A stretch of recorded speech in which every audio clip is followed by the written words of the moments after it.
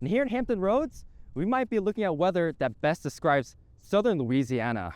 These red and green colors, when they're adjacent to each other, is an indication of where the tornado might be.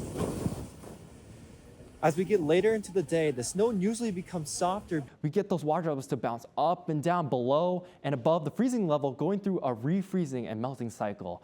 It comes down to how much water there is in the air and what the temperature is. These, if they complete a full circulation around the center of circulation, this storm could take off. Wanchese, you're getting the thick of it so far. Menio, you're up next. South of the Oregon Inlet, though, you're in the clear. I really wanted to just bring this because, you know, I was back in school. I needed supplies, so why not give it back to the community? Yeah, 2022, we saw 6.5 inches of snow that day.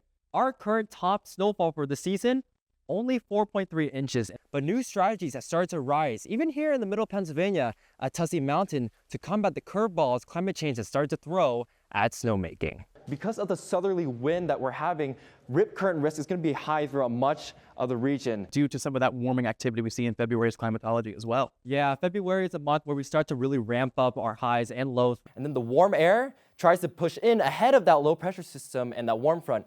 That's when we might see a changeover to some sleet and some freezing rain. But we zoom on out and look at this. We have all of this cold air across the United States. And I don't know about you guys, but it's going to be feeling cold. Wow, seems like some more ugly weather. Yeah, I've never been a snow kind of guy. Lots to talk about in the next coming hour or so with Tropical Storm Debbie situated over the Georgia and South Carolina border. This will be making its way over the Atlantic Ocean and eventually lifting northward towards our region in the next couple of days. But there is one tornado warning we have to cover for Brunswick and Columbus counties up until 9:30 a.m. this morning.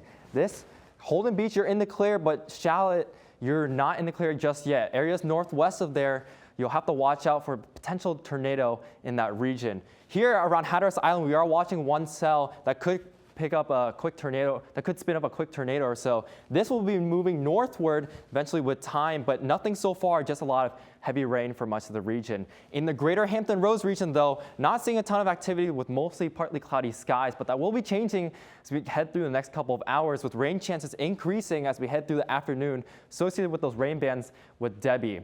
So with time, we're going to see those rain showers beginning to lift northward through the afternoon and evening hours, with more perhaps widespread and more significant rainfall through the evening. We'll have more on that coming up in your full forecast in just a few minutes.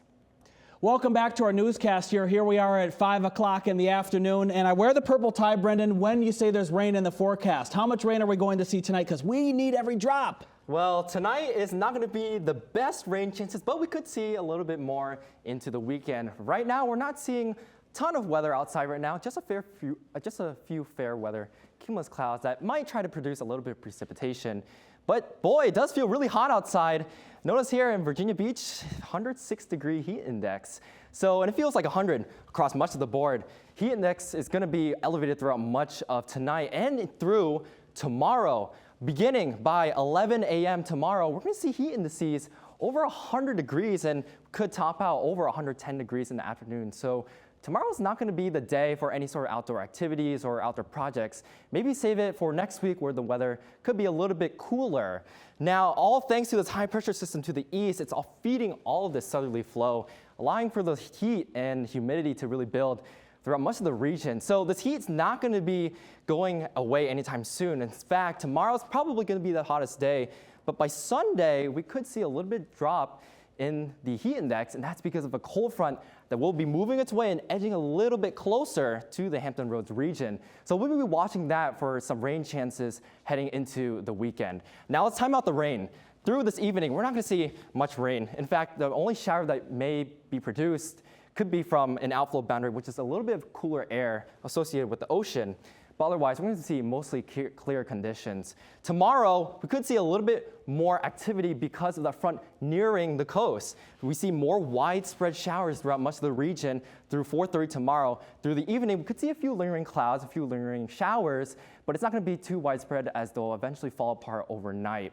Now, by Saturday, the sun comes back out, so it's not going to be a total washout all weekend.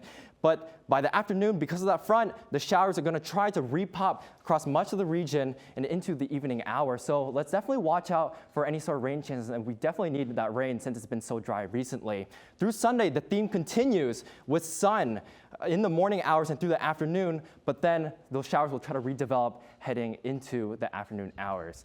Now, something else we're watching is out in the tropics with this tropical wave. We'll be trying to move its way westward associated with the high pressure system.